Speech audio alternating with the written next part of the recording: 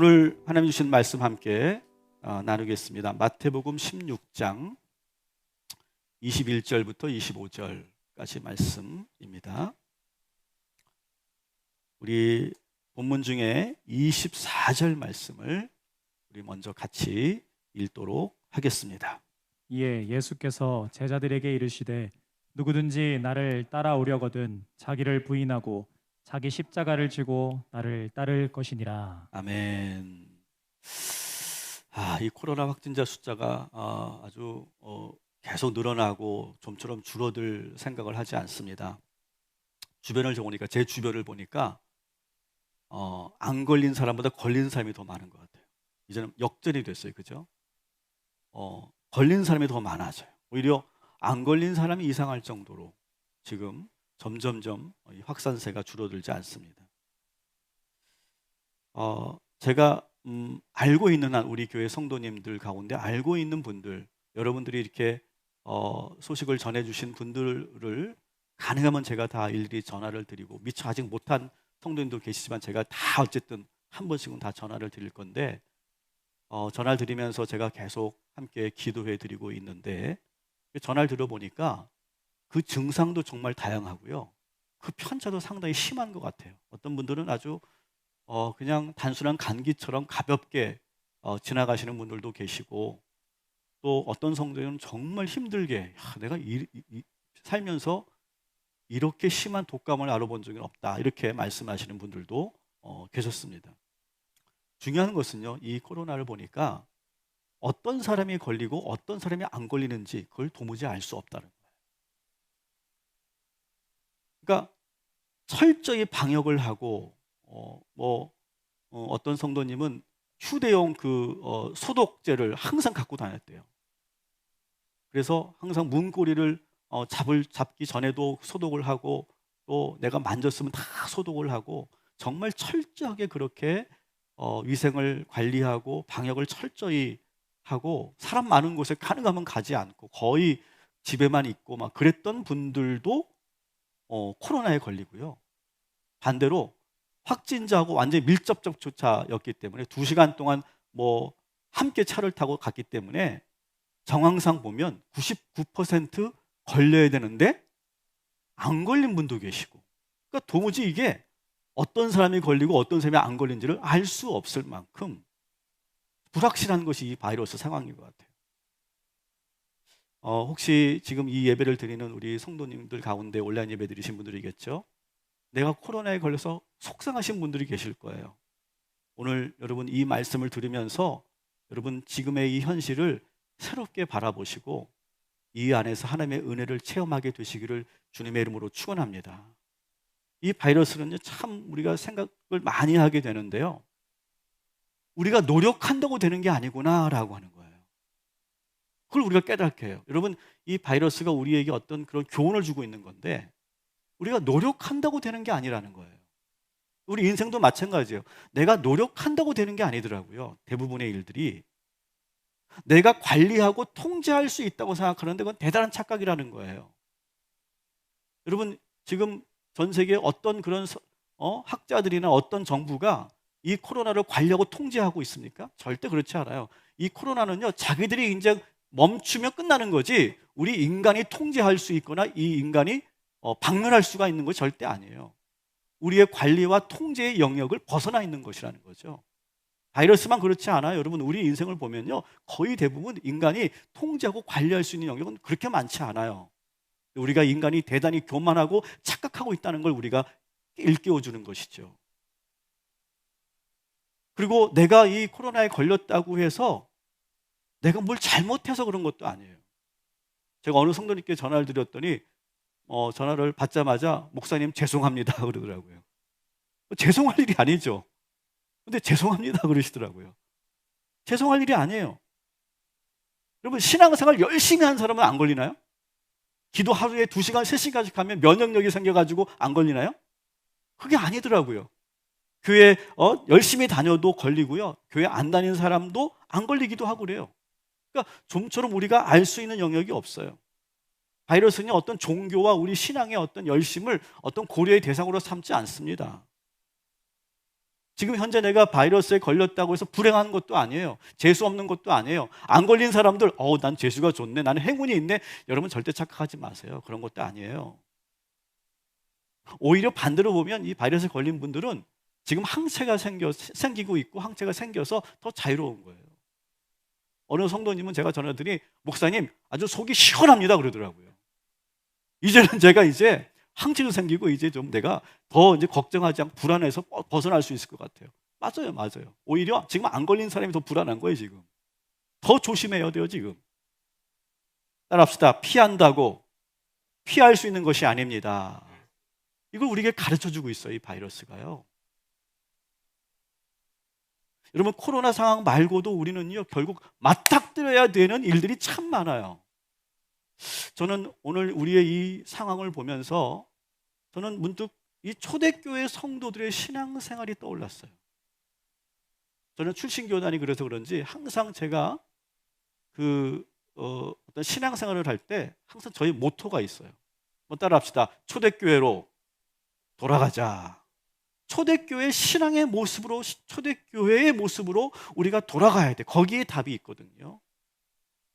여러분 오늘 이 말씀을 들으면서 여러분의 삶을 잘 한번 각자 적용해 보시기 바랍니다. 지금 어떤 시련을 만나신 분들 오늘 이 말씀을 잘 적용하시고, 특별히 이 코로나에 걸려서 좀 속상하신 분들 계시죠. 여러분 오늘 이 말씀을 통해 새롭게 보게 되기를, 그리고 새로운 결단을 하게 되기를 주님의 이름으로 축원합니다. 여러분 초대교회 성도들은요 예수를 믿는 동기가 달랐어요. 우리들과. 초대교회 성도들이 예수를 믿는 것은요 목숨을 걸고 예수를 믿었어요. 여러분 지금 우리가 목숨 걸고 예수 믿는 분 손들 계세요? 아무도 없어요. 우리나라는요 종교의 자유가 있는 민주주의 국가예요. 그렇기 때문에 예수 믿는다고 핍박받거나 순교하지 않아요. 근데 초대교회 그 당시 성도들은요 예수 믿는 것 때문에 핍박받고 순교당할 수 있는 그런 상황에서 예수를 믿었다는 거예요. 그들에게 예수 믿는다는 것은 고난을 자발적으로 받아들이려는 그런 신앙의 결단이 없으면 예수를 믿을 수 없었던 사람이에요. 고난받을 것을 이미 알고 십자가를 지고 예수를 따르는 것이 초대교회 성도들의 모습이었어요. 그러니까 이 동기 자체가 완전히 달라요. 오히려 예수를 안 믿으면 핍박당하지 않고 안전해요. 십자가 없이 편안하게 살 수 있어요. 그런데 그들은 예수 믿는 길을 선택한 사람들이에요. 우리는 우리가 더 어떻게 하면 축복받을 수 있을까? 예수 믿으면 나의 문제가 더 잘 되겠지, 해결되겠지, 내가 성공하겠지, 어떤 그런 동기에서 우리가 예수 믿는 반면에 초대교회 성도들은요 완전히 다른 동기에서 예수를 믿었다는 거예요. 참 많은 것을 우리가 생각하게 하는 그런 초대교회의 모습이죠. 아주 오래전이에요. 정확하게 몇 년 전인지 모르겠지만 10여 년 전이에요. 상당히 오래된 그런 목회를 하는데 어느 성도님이 저를 찾아오셨어요. 저를 찾아오셔서 이야기하는데 너무너무 힘든 얘기를 많이 하시더라고요. 지금 너무 상황이 안 좋은 거예요. 모든 일들이 다 풀리지 않고 계속해서 악화되고 있는 거예요. 그래서 그분이 이렇게 말합니다. 목사님, 내가 예수 안 믿을 때는 이런 문제가 없었는데 예수 믿으니까 이런 문제가 생겼어요. 이거 어떻게 된 거죠? 예수를 믿으니까 이런 문제가 생겼다고요, 목사님. 예수님 지금 내가 이렇게 힘들어하고 있는데 어디 계신 겁니까? 이렇게 저한테 막 따져 묻듯이 말씀하시더라고요. 그래서 저는 참 마음이 아팠던 게 예수 믿어서 더 안 좋아졌다. 이 말이 참 가슴이 아프더라고요. 그래서 제가 그분의 마음을 돌리려고 정말 온 힘을 다해서 상담해 드리고 또 말씀으로 또 권면해 드리고 기도도 해 드리고 막 그렇게 정말 2시간 이상을 제가 이렇게 막 붙잡고 그분을 위해서 애썼어요. 그랬더니 그분이 좀 이렇게 마음이 좀 편안해진 같은 표정이시더라고요. 그래요, 목사님, 제가 감사해요. 많이 제가 위로가 됐어요. 지금 다시 시작해 볼게요. 거기까지 좋았어요. 그런데 목사님, 이 어려움을 빨리 없앨 수 있는 방법이 있나요? 제가 금요심에 나갈까요? 제가 새벽 기도 내가 40일 작정하면 될까요? 제가 금식을 오늘부터 할까요? 한 달 금식할까요? 아니 1,000번제를 드리면 될까요? 빨리 이 고난을 빨리 벗어날 수 있는 방법을 저에게 가르쳐 달라는 거예요. 저는 참 그 부분이 안타까웠어요. 그 부분이. 물론 그분의 어려움이 얼마나 힘들면 그렇게까지 말씀하실까, 그런 공감은 되지만 저의 권면을 잘 이해하지 못한 것 같아서 많이 안타까웠어요. 그냥 저도 그냥 쉽게 그래 한번 금식기도 해보십시다. 한번 금식기도 해보세요. 40일 작정 새벽기도 한번 해보세요. 그러면 아마 될 거예요. 그렇게 말하고 싶지만 저는 그렇게 말해주지 않았어요. 여러분, 기독교 신앙은 달라요. 여러분, 기독교 신앙과 종교의 차이를 여러분 아시죠? 분명히 아셔야 돼요. 여러분, 구약 성경은요, 한마디로 말하면 기독교의 그 신앙, 하나님 신앙과 이방 신앙의 전쟁이에요. 영적 전쟁이에요. 여러분, 이방 종교, 일반 종교들의 그런 행태와 우리 기독교의 그 신앙이 얼마나 다른 것인지 여러분 분명히 아셔야 돼요. 제가 그분에게 말씀드렸어요. 집사님, 조금만 우리가 견딥시다. 제가 옆에서 늘 기도해 드릴게요. 제가 항상 함께 해 드릴게요. 조금만 기다립시다. 인내합시다. 절대로 하나님을 시험하지 말아주세요. 제가 그렇게 말씀드렸어요. 자, 시험한다는 게 뭐냐? 이런 거예요. 내가 주일 성수를 오늘부터 열심히 하면 하나님께 들어주실까? 내가 1000번제를 내가 정말 철저하게 하면 하나님께서 1000번제 드리는 그날, 그 끝나는 날 들어주실까? 내가 40일 작정 기도하면 그 40일 직정 기도로 인해서 하나님께서 응답해 주실까? 그걸 시험하는 거예요. 바로 그것은 하나님을 시험하는 거죠. 그러니까 종교는 뭐냐? 어떤 종교적인 행위를 통해서 현재의 불행을 피해 보려고 하는 거예요. 가령 100일 기도를 한다든지 108배를 한다든지 정한수를 떠놓고 치성을 드린다든지 그런 것들이죠. 100일 동안 하는 거. 어떤 행위를 통해서 문제를 피해 보려고 하는 그런 액션들, 그 바로 종교라는 것이죠. 그러나 여러분, 십자가 신앙은 완전히 달라요. 저도 가끔은 나도 좀 부적 같은 거 그래서 좀 줄까 우리 성도들한테? 그런 생각을 좀 해봤어요. 잠깐 0.1초. 그럼 성도들이 많이 위로를 받은 것 같아. 부적을 딱 20만 원, 30만 원, 50만 원짜리, 100만 원짜리 만들어가지고 제가 그걸 막 그려 주는 거야. 그러면 그걸 받으면서 좋아하고 안심하고 그걸 그냥 속옷에다 넣어놓기도 하고 베갯잎에 넣기도 하고 어디에 붙여놓기도 하고 그럼 그게 위로가 되고 위안이 되고, 그리고 그것이 모든 그런 불행을 막고 그런다고 생각하면서 그거 얼마나 좋아. 나도 편하고 여러분도 편하고. 여러분, 우리 기독교의 신앙은 그게 아니에요. 따라합시다. 십자가 신앙. 오늘 저는 여러분들에게 십자가 신앙을 여러분에게 가르쳐 드리려고 해요. 십자가 신앙은 뭐냐? 바로 이런 거예요. 십자가 신앙은 내가 져야 할 십자가를 회피하지 않는 거예요. 절대. 여러분, 종교는 회피하는 거예요. 어떻게 하면 이 불행을, 이 어려움을 미리 알아서 피할 수 있을까? 돌아갈 수 있을까?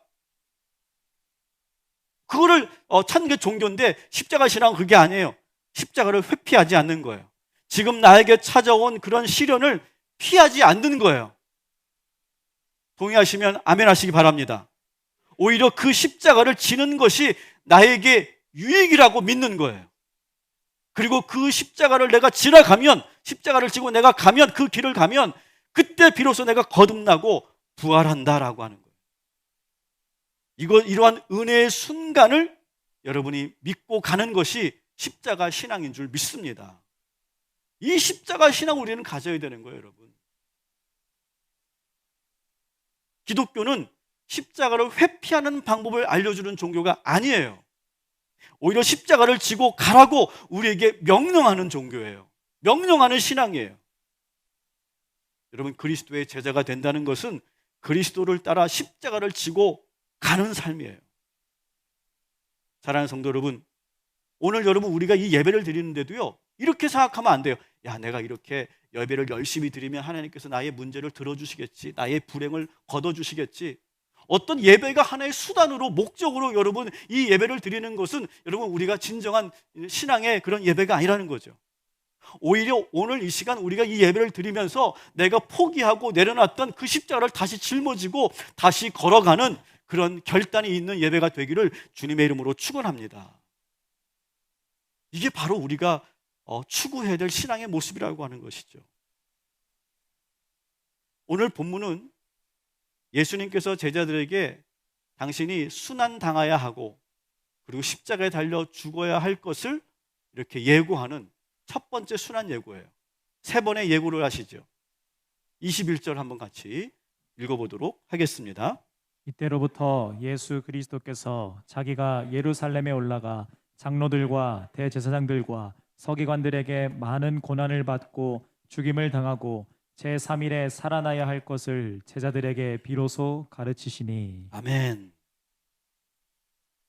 고난을 받고 예루살렘에 올라가면 고난을 받고 죽임을 당하고 3일 만에 부활할 것이다. 이 말씀을 하시는 거예요. 근데 이 말을 들은 이 제자들이 크게 실망합니다.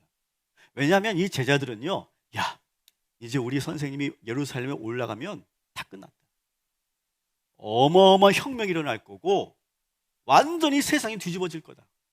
그때 우리 예수님은 왕이 되실 거고 이스라엘의 왕이 되실 거고, 그리고 우리는 그 왕을 섬기는 가장 가까이 있는 사람들이 될 거다. 막 생각만 해도 막 기분이 좋은 거예요. 막 그런 마음으로 지금 예루살렘으로 가고 있는 상황에서 예수님께 이런 말을 탁 하니까 찬물이 싹 끼얹은 거죠.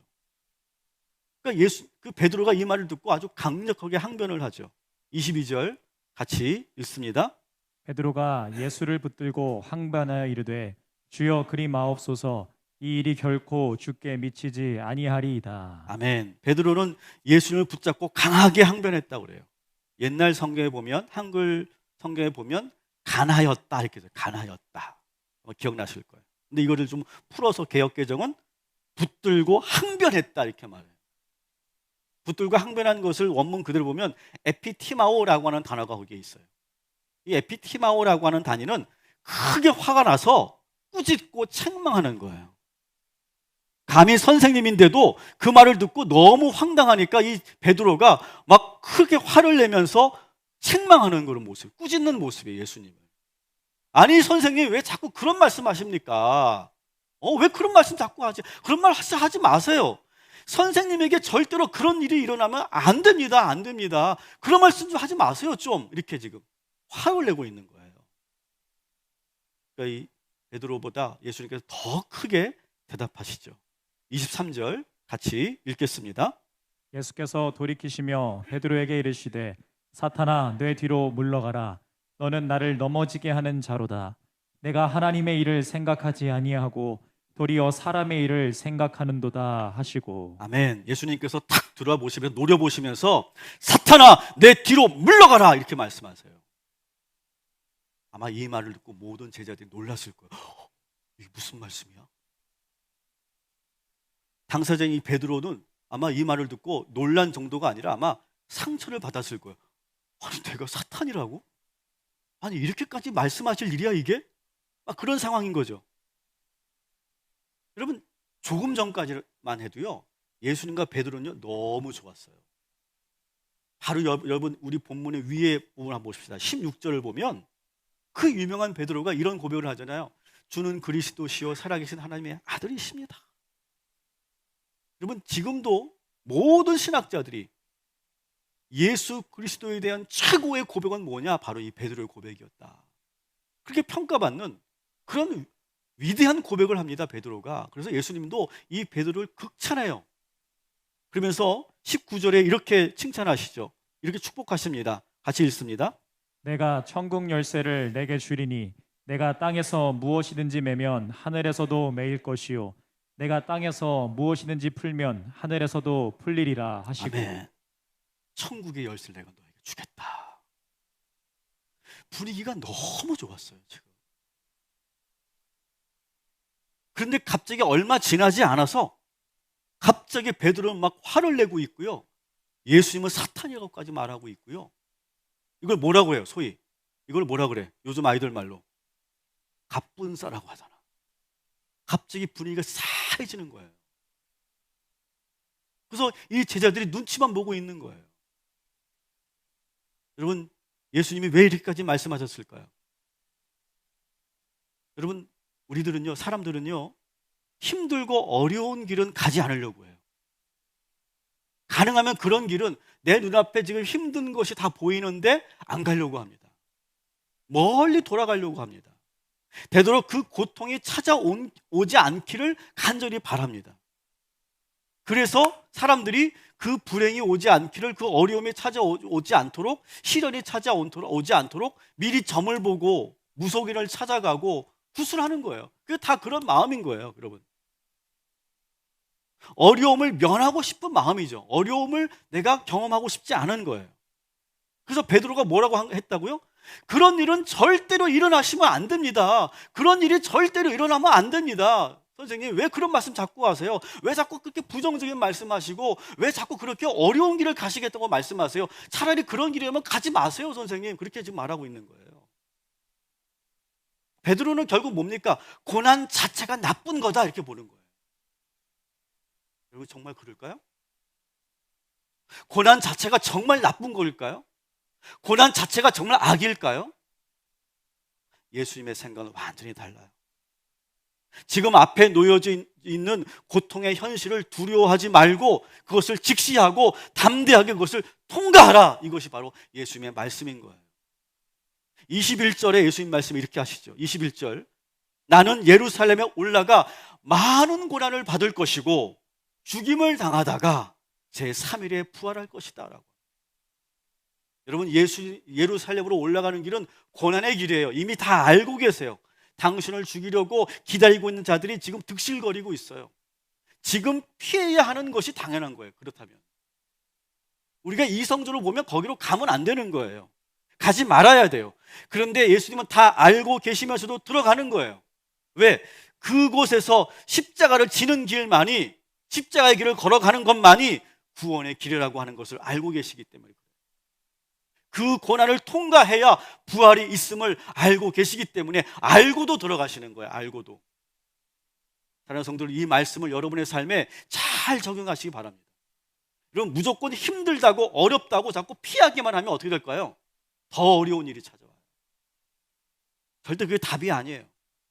때로는요, 우리가 감당해야 되는 십자가가 있다면 여러분, 피하지 말고 직면하고 맞닥뜨리고 그 길을 반드시 통과해내는 그런 십자가의 신앙을 갖게 되시기를 주님의 이름으로 축원합니다. 그래야 부활의 기적이 나타나는 거예요. 그래야. 여러분, 코로나에 걸렸다고 여러분 너무 낙심하지 마시고 실망하지 마세요.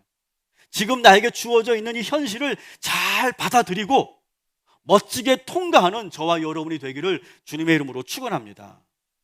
예수님은 베드로에게 이렇게 말합니다. 사탄아, 내 뒤로 물러가라.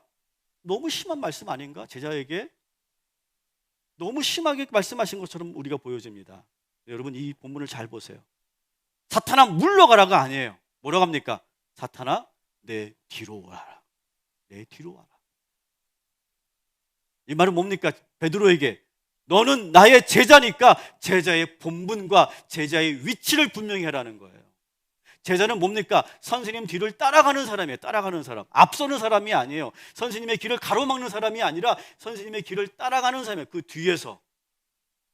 선생님의 뜻을 따르고 당신이 걸어가신 길을 그대로 따라가는 사람이 제자인 거예요. 그런데 이 베드로를 흥분한 나머지 예수님의 앞길을 탁 막고 있었던 거죠. 예수님께서는 지금 너의 본분을 찾으라는 거예요. 너가 있어야 될 그 자리를 다시 회복하라고 하는 거예요. 여러분, 때로는 우리도요, 신앙생활 하면서 자꾸 예수님을 앞서갈 때가 있어요. 오히려 예수님의 그 앞길을 가로막고 하나님의 영광을 가리는 자들이 있어요. 여러분, 베드로처럼 우리가 예수님을 앞서는 것이 아니라 예수님께서 말씀하신 것처럼 우리의 본분과 우리의 위치를 다시 회복하시기를 주님의 이름으로 축원합니다. 우리는 주님이 걸어가신 십자가의 길을 따라가는 사람들일 뿐이에요. 여러분, 이것을 절대 잊지 마세요. 예수님께서 왜 내 뒤로 와라, 베드로의 내 뒤로 와라 이렇게 말씀하신 이유가 뭡니까? 뒤로 물러나서 내 뒤에서 잘 보라는 거예요. 내가 이 죽음의 고통을 어떻게 뚫고 가는지, 어떻게 그것을 이겨나가는지를 잘 지켜봐라는 거예요. 그리고 그 두려움 앞에서 내가 어떻게 승리하는가, 그 십자가의 길을 걸어가고 그것을 뚫고 갔을 때 부활이 어떻게 나타나는가, 죽음의 공포를 뚫고 어떻게 지나가야 이 부활의 능력이 나타나는가, 내 뒤에서 그것을 잘 지켜보면서 나만 따라오라는 거예요. 24절 같이 한번 읽겠습니다. 시작. 이에 예수께서 제자들에게 이르시되 누구든지 나를 따라오려거든 자기를 부인하고 자기 십자가를 지고 나를 따를 것이니라. 아멘. 사랑하는 성도 여러분, 예수님의 뒤를 따라서 십자가의 길을 걸어가는 예수님 앞에 있는 것이 아니라 그 뒤에 있는, 그래서 예수님께서 어떻게 그 죽음을 이기시고 어떻게 승리하셨는지를 잘 보고 그것을 믿고 따라가서 우리도 십자가의 승리, 부활의 능력을 공급받게 되는 저와 여러분이 되기를 주님의 이름으로 축원합니다.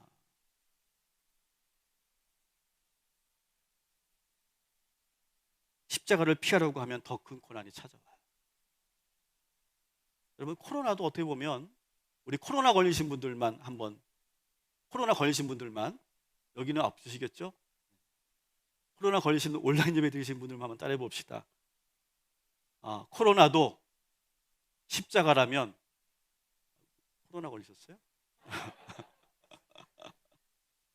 코로나도 십자가라면 십자가입니다. 한번 그렇게 적용해 보세요. 그러면 아마 다르게 보이실 거예요. 내가 왜 이렇게 코로나에 걸린 거야? 정말 재수없게. 나는 왜 이렇게 된 거야? 나는 운도 없어. 여러분, 그렇게 생각하지 말라는 거예요. 이것도 혹시 십자가라면 여러분 그 십자가를 뚫고 지나가시기를 주님의 이름으로 축원합니다. 여러분, 그 격리 기간을 잘 보내는 거예요. 오히려 그럴 때 여러분은 새로워지게 될 거예요. 오히려 담대하게 행동하시기 바랍니다. 자, 25절 같이 읽겠습니다. 누구든지 제 목숨을 구원하고자 하면 잃을 것이요, 누구든지 나를 위하여 제 목숨을 잃으면 찾으리라. 아멘. 여러분, 그런 마음으로 여러분에게 주어져 있는 이 현실, 이 암담한 현실, 지금의 이 시련, 여러분 그것을 피하려고 하지 말고, 도망치려고 하지 말고, 등을 보이지 말고, 여러분 그것을 뚫고 지나가면 부활의 능력, 승리의 기쁨을 우리 주님께서 허락하여 주실 줄 믿습니다. 아주 유명한 그런 문구죠. 따라합시다. No cross, no crown. 여러분, 이 말이 뭡니까? 십자가의 그 길이 없으면, 십자가의 길을 들어가지 않으면 뭐가 없어요? 영광이 없어요. 왕관이 없어요. 부활의 능력이 없는 거예요. 십자가의 고난이 있어야 영광이 있는 거예요. 어쩌면 지금 하나님께서 우리가 시련을 주신 것은 그 고난의 길을 들어가고 뚫고 지나가면 우리를 새롭게 하시기 위해서, 영광을 주시기 위해서, 부활의 능력을 주시기 위해서, 새로운 길을 보여주시기 위해서 우리에게 그 길을 허락하여 주신 줄 믿으시기 바랍니다. 코로나로 지금 많이 고통스럽고 힘든 시간을 보내고 계신 우리 성도 여러분들, 여러분들은 축복합니다. 반드시 회복될 줄 믿습니다. 더욱 건강해지게 될 것이고, 그리고 항체도 생겨서 더 이상 걱정하지 않고, 그리고 더 자유롭게 여러분 살게 될 줄 믿습니다. 말씀을 정리합니다. 여러분, 이 사순절 기간과 이 바이러스는 참 우리들에게 더욱더 십자가를 묵상하게 하기에 좋은 그러한 환경인 것 같아요. 제가 어느 코로나에 걸렸던 어느 성도님의 그런 간증을 들었는데, 이 코로나에 걸려서 격리되어 있는 기간 동안에 더 예배가 사모하게 됐고, 더 예배가 정말 나에게 정말 중요한 거구나라고 깨닫게 됐대요. 이분은 좀 이렇게 많은 분들 가운데 좀 심하게 앓았던 분인데요. 그래서 잠을 이루지 못할 정도로 기침이 너무 심해서, 누우면 기침이 너무 심해가지고 거의 밤을 꼬박 새우던 그런 일들이 계속이었대요. 그래서 어느 날도 기침이 멈추지 않아서 새벽까지 계속 기침을 하고, 그래서 누울 수가 없어서 계속 밤을 새다가 딱 4시가 됐는데 이제 새벽 예배 시간이네? 1시간 반부터 기다리게 된다는 거예요. 사모하게 된다는 거예요. 조금만 기다리면 새벽 예배네, 조금만 20분만 기다리면 새벽 예배네, 5분만 기다리면 새벽 예배네. 그런 마음으로 새벽 예배를 매일매일 드렸다는 거예요. 건강할 때 예배를 드리는 것보다 더 은혜가 되고, 비록 온라인 예배지만 더 사모하게 되고, 그래서 모든 예배를 다 드렸대요. 매일매일 새벽 예배를 드리고, 수요 예배를 드리고, 금요 심야 예배에 참여하고, 그 어느 때보다 더 뜨겁게 기도하고, 그러면서 내가 영적으로 회복되는 것을 느끼고, 정말 우리 교회가 이렇게 예배에 철저하고 예배 중심으로 가는 것이 나에게 얼마나 큰 은혜였는지 그것을 고백해 주시더라고요. 육신은 비록 힘들고 고통스럽지만 영적으로는 우리가 더욱더 새로워지는 그런 시간으로 여러분 만드시기를 주님의 이름으로 축원합니다. 저는 의사나 약사는 아니어서 여러분들에게 약을 처방하지는 않지만, 저도 여러분에게 말씀으로 말씀의 약을 처방하려고 합니다. 그 약 이름이 뭐냐? 따라합시다. 신약. 신약이에요, 신약. 여러분에게 약 처방을 해드릴게요. 두 알의 약을 드릴 거예요. 여러분 이 약을 먹고 여러분 나음을 얻고 회복되고 여러분에게 능력을 하나님께서 허락해 주실 줄 믿습니다. 자, 우리 첫 번째 약 데살로니가 전서 5장 23절. 우리 한번 같이 큰 목소리로 우리 약을 먹는다 생각하고 같이 이 말씀을 읽겠습니다. 평강의 하나님이 친히 너희를 온전히 거룩하게 하시고 또 너희의 온 영과 혼과 몸이 우리 주 예수 그리스도께서 강림하실 때에 흠없게 보존되기를 원하노라. 아멘. 아멘. 다시 제가 여러분들에게 선포합니다. 여러분의 혼과 영과 몸이 예수 그리스도의 능력으로 말미암아 흠없게 보존되기를 축복합니다. 그렇게 될지어다. 회복될지어다. 그렇게 믿으시기 바랍니다. 이 말씀을 먹으시기 바랍니다. 두 번째 약입니다. 고린도후서 4장 16절입니다. 같이 읽습니다. 그러므로 우리가 낙심하지 아니하노니 우리의 겉사람은 낡아지나 우리의 속사람은 날로 새로워지도다. 따라합시다. 나의 속사람은 날로 새로워질 것이다. 여러분 이 말씀을 믿으시기 바랍니다. 붙잡으시기 바랍니다. 하나님께서 여러분을 더욱더 새롭게 하시고 온전케 하여 주실 줄 믿습니다. 오늘 이 주신 말씀, 이 신약 이 두 알의 말씀을 여러분 붙잡고 여러분 십자가의 신앙을 갖고 두려워하지 말고 도망치지 말고 그리고 직면해서 돌아가서 부활을 체험하게 되시기를 주님의 이름으로 축원합니다.